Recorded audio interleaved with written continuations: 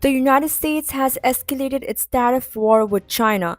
On Thursday, the White House confirmed that total US tariffs on Chinese imports now stand at 145%, according to a report by CNBC.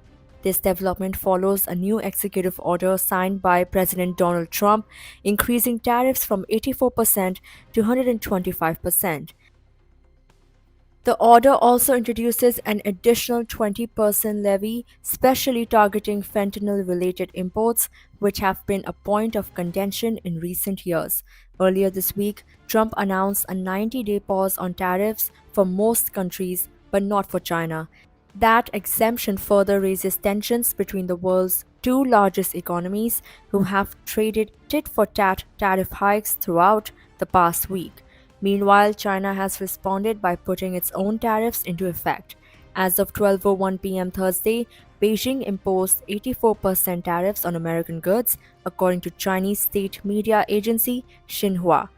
In a statement, China's Ministry of Commerce said that while the country remains open to talks, it will only negotiate based on mutual respect and equality.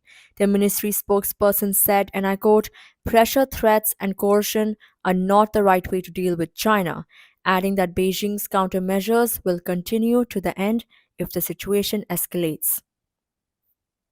The Chinese Foreign Ministry also accused the US of economic bullying and warned that Washington's approach would ultimately fail.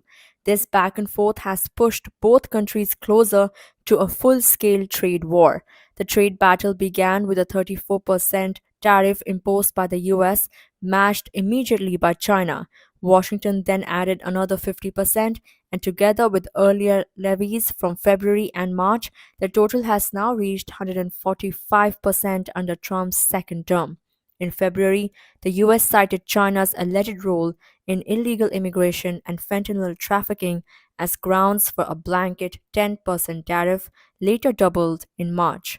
China, which exported $439 billion worth of goods to the US last year, now faces significant restrictions. American exporters, who sent only $144 billion to China, are warning of rising costs, potential layoffs, and supply chain disruptions. Economists say the growing standoff could increase the risk of a recession in the US and impact global trade stability.